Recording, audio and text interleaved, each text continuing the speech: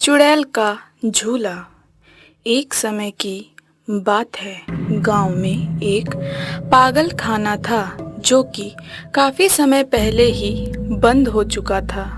उस पागल खाने के बाहर एक पीपल का पेड़ था जिसमें बच्चों ने एक झूला लगा रखा था।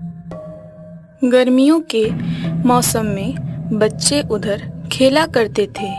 एक दिन जब बच्चे उस झूले से झूल रहे थे, पीपल के पेड़ की चुड़ैल ने झूले में बैठे बच्चे को धक्का मार दिया। इससे सारे बच्चे काफी घबरा जाते हैं और डरकर भाग जाते हैं। उस दिन के बाद से वो झूला हर रात खुद ब खुद झूला करता और उस पेड़ से रोने चिल्लाने की आवाजें आया करती थी। सोनम अपने पति केशव के साथ उसी गांव में रहा करती थी।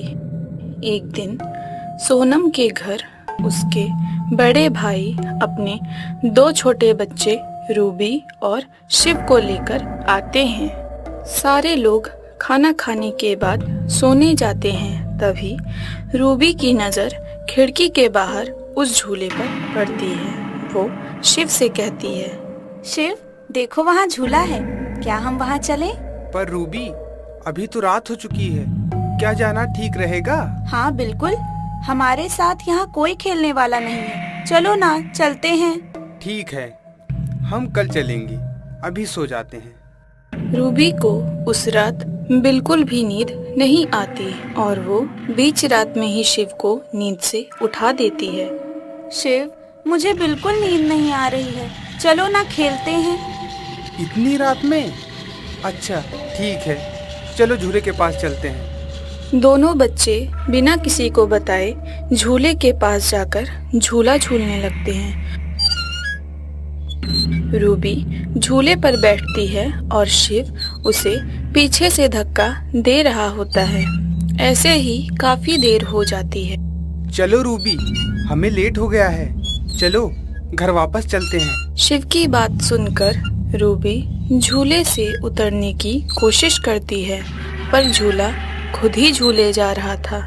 शिव झूले को जैसे ही रोकने की कोशिश करता है, झूले से शिव को ही चोट लग जाती है। शिव समझ जाता है कि इस झूले में कुछ गड़बड़ है और वो भाग कर जाता है और घर में सबको उठाकर ले आता है। घर के सब लोग रूबी के पास आकर उसे झूले से उतारने की कोशिश करने लगते हैं, पर वो झूला रुकने का नाम ही नहीं लेता। केशव झूले को पकड़ता है और सोनम रूबी को उतार लेती है।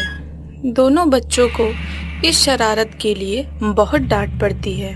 तुम दोनों अब उस झूले के पास नहीं जाओगी, उस झूले पर चुड़ैल का साया है। अगली रात जब सब सो रहे होते हैं, रूबी की आंख बीच में रात को खुल जाती है और उसे ऐसा लगता है जैसे कोई उसे अपनी ओर पुकार रहा है। रूबी उठकर उस झूले के पास जाकर झूला झूलने लगती है और जोर जोर से हंसने लगती है।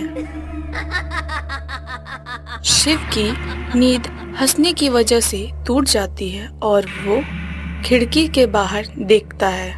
बाहर अपने बहन को ऐसे झूला झूलते देख शिव के होश उड़ जाते हैं और वो जल्दी से सारे घर वालों को उठाता है।